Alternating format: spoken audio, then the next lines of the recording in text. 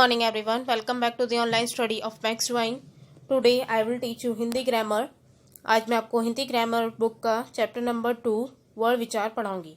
इसमें आप वर्ड के बारे में पूरा डिटेल से स्टडी करेंगे. Now let's start our chapter. हर ध्वनि को लिखने के लिए एक निश्चित चिन्ह होता है. हर आवाज़ जो हम हमारे मुंह से जो भी आवाज़ निकलते हैं उसको लिखने के लिए एक निश्चित चिन्ह होता है. ध्वनि का बोला और लिखा गया रूप वर्ड कहलाता है. जो हमारे मुंह से ध्वनियाँ निकलती हैं उनका बोला गया और लिखा गया रूप वर्ड कहलाता है. ये भाषा की सबसे छोटी इकाई है. सबसे छोटी जो इकाई होती है किसी भी लैंग्वेज की वो वर्ड होती है, मीन्स लेटर्स. वर्डों का व्यवस्थित समूह वर्णमाला कहलाता है. अब ये जो वर्ड है जितने भी किसी भी लैंग्वेज के जो वर्ड लेटर्स होते हैं, जैसे इंग्लिश के ABCD है और हमारे हिंदी में आ ई ई है, इनका एक क्रमबद्ध समूह, व्यवस्थित समूह, इसको हम बोलते हैं वर्णमाला.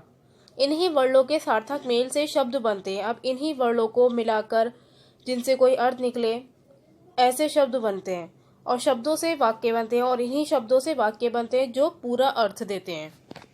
हिंदी वर्णमाला मीन्स हिंदी अल्फाबेट. वर्ण मुख्य रूप से दो प्रकार के होते हैं. लेटर्स मुख्य रूप से दो प्रकार के होते हैं, स्वर वॉवेल्स और व्यंजन कॉन्सोनेंट. स्वरों का उच्चारण स्वतंत्र रूप से किया जाता है. इन्हें बोलते समय मुख से हवा बिना किसी रुकावट के निकलती है. हिंदी भाषा में इनकी संख्या 11 है.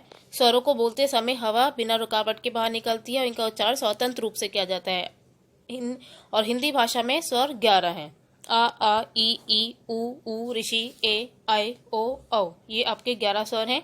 हिंदी में स्वर का प्रयोग दो प्रकार से होता है. अपने मूल रूप में, मतलब ये अपने ओरिजिनल फॉर्म में ऐसे यूज किए जाते हैं, आ ई इस तरीके से, और व्यंजन के साथ यूज किए जाते हैं ये मात्रा के रूप में. जैसे का पर आ की मात्रा लगाई का पर ई की मात्रा लगाई की आदि.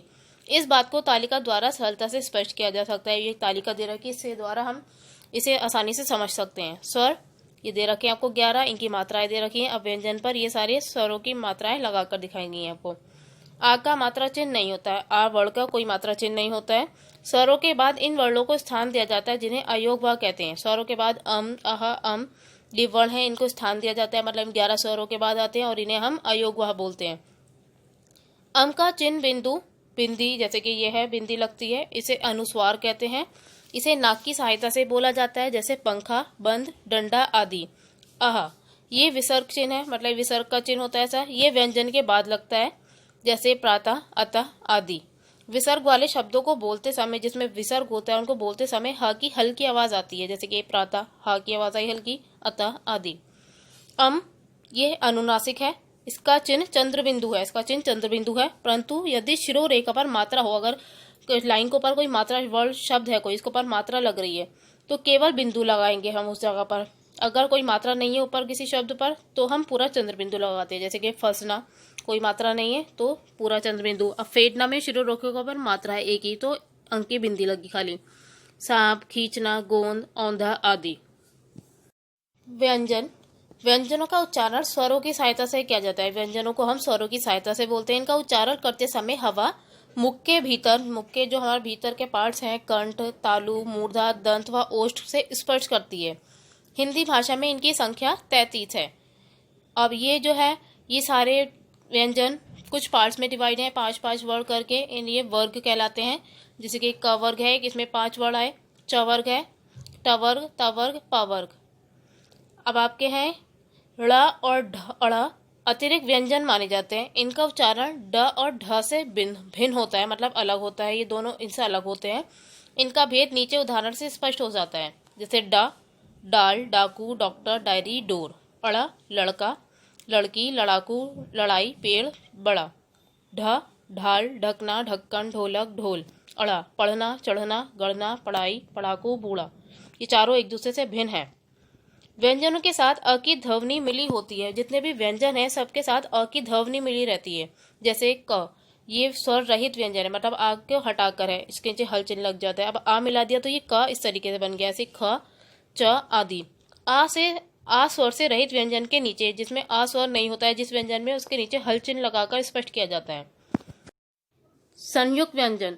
दो भिन्न व्यंजनों के बीच स्वर न होने से जब वे आपस में मिलाकर लिखे या बोले जाते हैं तो वे संयुक्त व्यंजन कहलाते हैं. मतलब दो भिन्न व्यंजन है, दो अलग व्यंजन है, उनके बीच में स्वर न हो और जब उन्हें आपस में मिलाया जाता है तो संयुक्त व्यंजन बन जाते हैं. जैसे क और श, तो छ बनाइए थे भिक्षा, क्षमा. त और र त्र बन गया त्रिशूल त्रिभुज। ज और उआ ज्ञा बन गया संज्ञा विज्ञान। श और र श्रमिक, श्र बन गया श्रमिक और विश्राम। संयुक्त अक्षर, दो अलग अलग व्यंजनों के मिलने से बने अक्षर, मतलब दो अलग अलग व्यंजनों के मिलने से बने अक्षर संयुक्त अक्षर कहलाते हैं। जैसे च और छ, अध च और छ बन गया स्वच्छ अच्छा। क और य क्या, जैसे क्यारी क्योंकि। प और य प्य, प्यारा प्यास। द और य दय, विद्या विद्यार्थी। द्वित्व व्यंजन, दो समान या एक जैसे व्यंजनों से मिलकर बने व्यंजनों को द्वित्व व्यंजन कहते हैं। मतलब दो समान या एक जैसे व्यंजन जब मिलते हैं तो उनसे बने व्यंजनों को हम द्वित्व व्यंजन कहते हैं। जैसे अध च और च, च कच्चा बच्चा। अधमा माँ, चम्मच अम्मा। त और त, कुत्ता पत्ता। अधटा और टा, मिट्टी पट्टी। जिसमें हल चिन्ह लगा होता है तो वो आधा टा होता है। अब इसमें हल चिन्ह नहीं है, दूसरे में लगा टा में, तो ये आ से आ इसमें मिला हुआ है, ये पूरा टा कहलाएगा। तो इससे बने आपके मिट्टी पट्टी, ये आपके द्वित्व व्यंजन है। रा के विभिन्न प्रयोग, रा मात्र रा की हम अलग अलग तरीके से प्रयोग करते हैं।